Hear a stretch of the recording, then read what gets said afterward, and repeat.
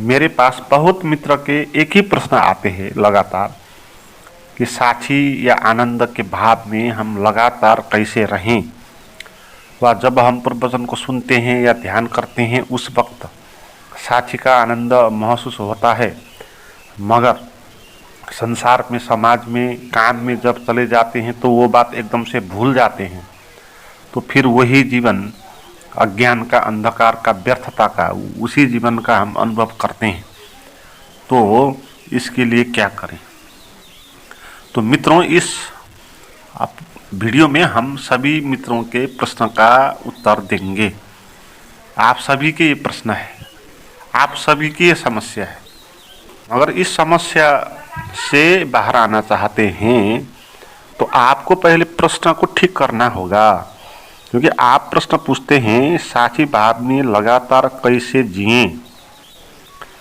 ये प्रश्न गलत है, क्योंकि साक्षी भाव में जीने की बात नहीं होती है, साक्षी भाव में होने की बात होती है? साक्षी भाव को जानने की बात होती है, साक्षी भाव को पाने की बात नहीं होती। इसको आप पहले समझ ले, इस फर्क को, कि पाने की बात क्या होती है और होने की बात क्या होती है, या जानने की बात क्या होती है। जहाँ पाने की बात होगी उसका अर्थ होगा कि अभी वो चीज़ आपके पास नहीं है, इसलिए तो आप उसको पाना चाहते हैं, है ना। तो साक्षी को आप पाना चाहते हैं तो इसका अर्थ है आपके पास साक्षी नहीं है। तो आपको दूर जाकर कुछ करके, कुछ अभ्यास, ध्यान, प्रवचन इत्यादि के द्वारा आपको उसको प्राप्त कर लेना है, तो ये बात होगी। मगर साक्षी ऐसा नहीं है, साक्षी तो हमारे पास ही है, सदा ही है। तो साक्षी को जानने के लिए कुछ करेंगे, उसको पाने के लिए कहीं चलेंगे तो आप वहाँ से दूर चले जाएंगे। इसलिए पाने की बात जो है, जीने की बात जो है, कुछ करने की बात जो है, वह आपको साक्षी में कभी भी नहीं पहुंचाएगी। आप चाहे 20 वर्ष ध्यान करो, चाहे 50 वर्ष आप साधना करो, क्योंकि जितना आप साधना करेंगे उतना आप बाहर होते जाएंगे, दूर होते जाएंगे उस चीज को जानने के लिए कि जो आपके पास है ना।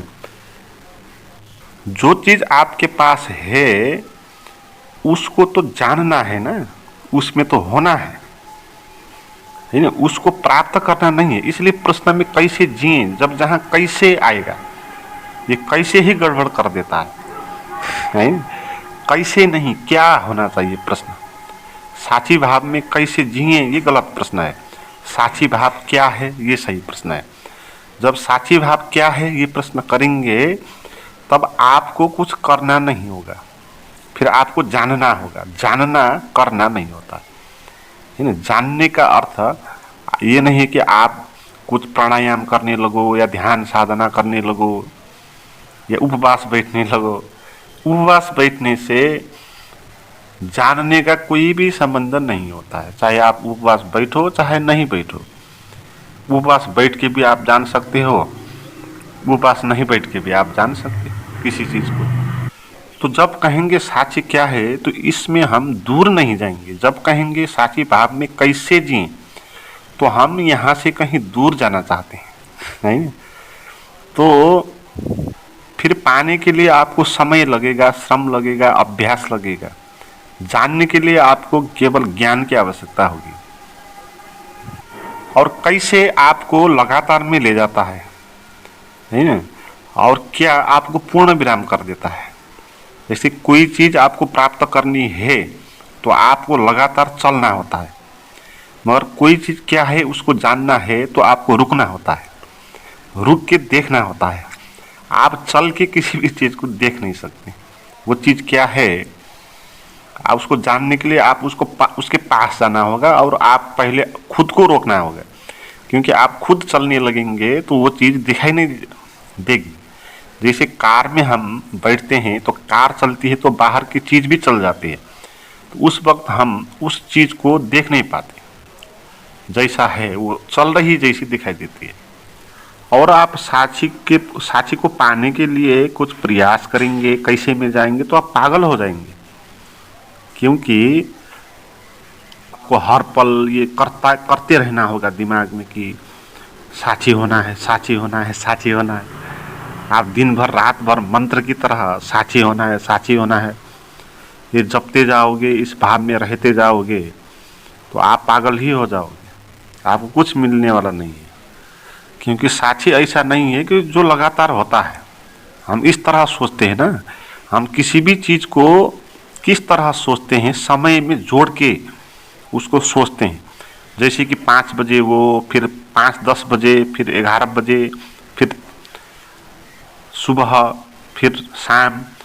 तो इस तरह हम चीज़ों को समय में जोड़ के देखते हैं। मगर साक्षी ऐसा नहीं है कि जो 5 बजे की साक्षी है और फिर 5-10 बजे साक्षी कुछ आगे बढ़ गया, फिर रात को 12 बजे फिर वो साक्षी आ गया। तो इस तरह साक्षी कहीं समय में आगे नहीं जा रहा, जैसे समय जा रहा है ना, समय 4 से 5 हो रहा है, 5 से 6 हो रहा है, 6 से 7 हो रहा है। तो साक्षी ऐसा नहीं हो रहा है। तो साक्षी को तो समय से कोई लेना देना ही नहीं है। साक्षी आगे जाएगा ही नहीं। 4 बजे का साक्षी आगे बढ़ के 5 बजे का साक्षी नहीं होगा, है। तो लगातार की बात समय में होती है, साक्षी में नहीं होती। तो बात साक्षी को जानने की क्षमता विकसित करनी है, साक्षी को पाने के लिए कुछ प्रयास करने की बात नहीं है।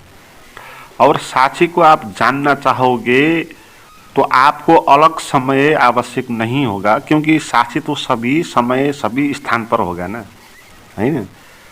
मगर साक्षी को पाने के लिए आप चाहते हो तो फिर आपको कुछ अलग समय आवश्यक होगा, क्योंकि आपको और काम छोड़ना होगा ना। उसको पाने के लिए और काम छोड़ के उसमें लगना होगा। तो आपको समय देना होगा अगर पाना चाहते हो तो। मगर साक्षी को जानना चाहते हो तो आपको कुछ अलग समय देने की आवश्यकता नहीं है, क्योंकि साक्षी सभी स्थान पर सभी समय पर होगा। ऐसा नहीं होगा कि आपके जीवन में भयानक कोई दुर्घटना हो गया तो इस वक्त साक्षी गायब हो गया। साक्षी तो इस वक्त भी होगा। आप ऑफिस में हो, कि आप घर में हो, कि आप बाहर हो, कि आप फियर में हो, कि आप चिंता में हो, आप किस स्थिति पे हो, इससे साक्षी का लेना देना नहीं है। साक्षी तो सभी जगह पर होगा। इसलिए साक्षी को जानने के लिए आपको अलग समय, अलग स्थान ही आवश्यक नहीं होगा, क्योंकि साक्षी तो जहाँ आप हो वहीं होगा ना, है ना। तो आपको फिर समय की, अब जैसे बहुत सारे मित्र प्रश्न पूछते हैं कि समय ही नहीं बचता, मुझे तो दिन भर काम ही करना पड़ता है, तो मैं क्या करूं।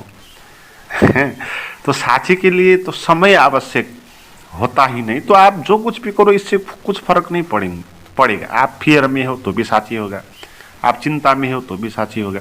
मगर जिस क्षण में ऐसे घटनाओं से हम प्रभावित होंगे उस क्षण हम साक्षी को अनुभव नहीं कर पाएंगे। ये बात है। साक्षी वहाँ से मिट नहीं जाएगा।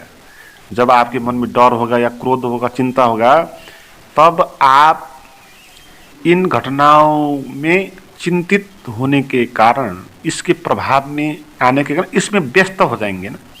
आप इसमें व्यस्त हो जाने के कारण जो निर्विचार जो साक्षी है उसको हम पहचान नहीं पाएंगे, है ना। तो साक्षी तो इस क्षण भी है, मगर हम इस क्षण में साक्षी को जान नहीं पाएंगे, क्योंकि हम लिपायमान होते हैं। तो इसलिए इस क्षण में हम साक्षी को जान नहीं पाएंगे, हम अंधकार में होंगे। तो उपाय क्या होगा कि जब आप किसी घटना में, किसी प्रसंग में व्यस्त हो, दुखी हो, परेशान हो, तो उस वक्त आप साक्षी की बात छोड़ दो, क्योंकि उस वक्त आप साक्षी को समझ ही नहीं पाएंगे। और आप अभी उस वक्त भी साक्षी को जानने का प्रयास करेंगे तो कहेंगे, मगर जब आपको क्रोध, काम, लोभ ये पकड़ जाएगा तो आप साक्षी को एकदम से भूल जाएंगे। तो वहाँ पर आप भूल ही जाएंगे, है ना। तो वहाँ आप साक्षी की बात नहीं करनी है। तो आप लगातार साक्षी में रहने का प्रयास मत करें, है ना। आप तो जब मन प्रसन्न हो, शांत हो, कुछ एकांत हो, कोई परेशानी नहीं है, तो उस क्षण आप साक्षी को जानने का प्रयास करो, है ना। अपने लिए कुछ 1 घंटे समय निकाल लो दिन में और प्रसन्न एकांत होकर बैठ जाओ और उस क्षण में जानो, देखो साक्षी तो खड़ा है वहां पर, है ना। आपकी मन की बकबक चल रही है तो आप मन की बकबक को उपेक्षा कर दो। मन को कह दो कि तेरी बात बहुत सुनी, दिन भर सुनता आया हूँ और 1 घंटे बाद भी तेरी बात सुनूंगा, कोई बात नहीं, मगर अभी तू मुझे साक्षी को जानने दे, अभी तू रुक जा, है ना। तो ये तरह आप मन को कह दो और मन में जो विचार चलेंगे उसके प्रति ध्यान मत दो। जैसा चले चलने दो, नहीं चले तो नहीं चलने दो, तो मन की बात मत करो आप। तो जहाँ मन साइलेंट होगा, मन नहीं रहेगा, वहाँ आपको साक्षी का अनुभव होगा, है ना। तो साक्षी तो सदा है, सभी समय पर है, सभी स्थान पर है, मगर हमारा मन अभी साक्षी को समझने के लिए सक्षम नहीं हुआ। तो पहले अपने मन को, अपने भीतर सक्षमता पैदा करो, साक्षी को जानने का सक्षमता। तो वो आप कैसे जानेंगे? वो कुछ 1 घंटे अभी अलग निकाल कर ध्यान में बैठ के निर्विचार होके आपको जो है साक्षी उसको जानना होगा। तो वो 1 घंटे आप जानेंगे तो वहाँ आपको ज्ञान जो आएगा वही आपको गहरे जीवन में ले जाएगा। तो फिर आप आगे जहाँ जाएंगे, जिस स्थान पर जाएंगे, वहाँ भी वो ज्ञान आपका रहेगा, क्योंकि ज्ञान जितना गहरा होगा उतना वो फैलेगा ना। अभी तो तुतला ध्यान है, हमारा ज्ञान है, तो आप 1 घंटे में भी जब ध्यान में बैठते हैं तो वहाँ भी परेशान हो जाते हैं। तो फिर आप लगातार कैसे साथ पाओगे? इसे लगातार की बात नहीं करनी है। आप जिस क्षण को अपना क्षण निकाल के, है ना, एकांत समय बना के उसमें जो आप उस समय में जो आप जानेंगे वही नॉलेज आपके जीवन में फैलता जाएगा। तो आप इस तरह के गाइडेड मेडिटेशन सीखना आवश्यक है। तो मेरे से आप कुछ मेडिटेशन वीडियो प्राप्त करना चाहते हैं प्राइवेट, तो आप मुझे चैट कर सकते हैं, उसका नंबर और लिंक डिस्क्रिप्शन में दिया हुआ है।